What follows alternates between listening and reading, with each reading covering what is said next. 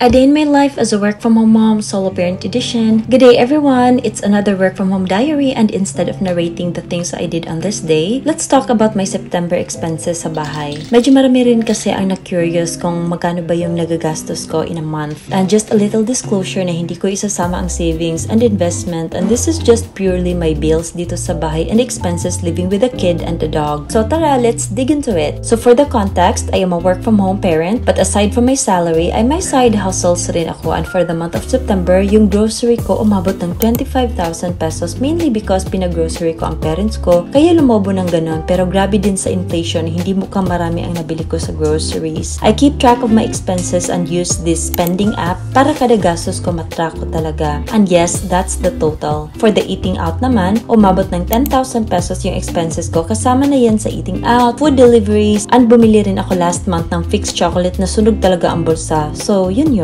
Na-shock na lang ako na gano'n na pala ang nagastos ko, na hindi naman ako masyadong lumalabas last month. Nakagastos rin ako ng 6,500 pesos na binigay ko sa family ko at iba pang bigay lang. At yung electricity naman, last month yung bill ko is 5,600 pesos. Dito sa bahay, yung gamit namin na kumukonsume ng mas maraming electricity ay ang tatlong aircon, pero hindi naman namin pinapaandar ng sabayan. Sa gabi, 2 aircon talaga ang magkasabay inon, sa kwarto ni Jeff at dito sa kwarto ko. Then yung automatic washing machine, yung induction cooker namin, at yung fridge na 24/7. For Jeff naman, ay expenses ko is 7,700 pesos for his shoes and tuition. Bumili kami ng bagong sapatos niya and also his tuition fee for that particular month. Hindi kasama ang allowance niya dyan, at yung mga snacks na hinahanda ko sa kanya, dun ko nilalagay sa grocery expenses ko. By the way, Teacher's Day nga pala ngayon, so coincidentally, bumisita ang mama ko na siya namang paalis kami ni Jeff at sinama ko siyang umalis kami at kumain sa SMC side.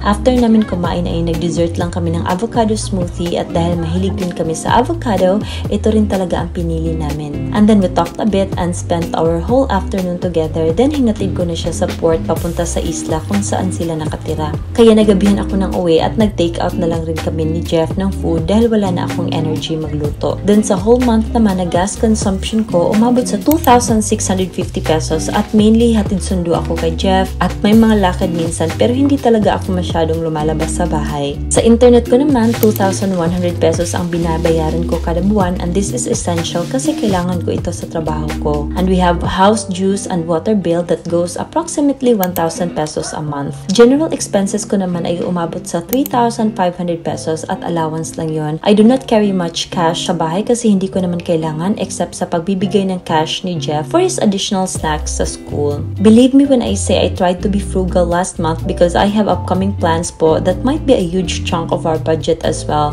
So practical na po yan na expenses, at hindi naman ako maluho na tao, and may mga times na I splurge when I wanted to buy something. But last month, hindi ako nag-shopping or bumili ng kahit anong items sa bahay. But probably this month I will, dahil gusto ko ng bagong mukha ng gamit, but I always keep track of my finances so that I would know kung saan ako nag-overspend, and ma-adjust ko siya next month na ilimit na ang grocery siguro, and just buy the necessary items na kailangan, at wag mag-overconsumption sa pagkain kasi ako practical rin talaga akong tao. Hindi pa ako maluho niyan, pero umabot na siya ng 64,050 pesos total sa expenses namin dito sa bahay. Syempre kasama na rin si Cookie dahil pinagluluto ko siya ng ibang pagkain na para lang talaga sa kanya, kaya para na rin ako may 2 anak dito sa bahay. With the inflation right now, mas mainam rin talaga ang magtipid but not deprive yourself from eating healthy meals and some of the things you want to buy, kasi it's also good to reward yourself sometimes para mas ma-motivate ka na magtrabaho. So laban lang talaga tayong mga alipin ng salapi, and thank you so much for watching. Bye!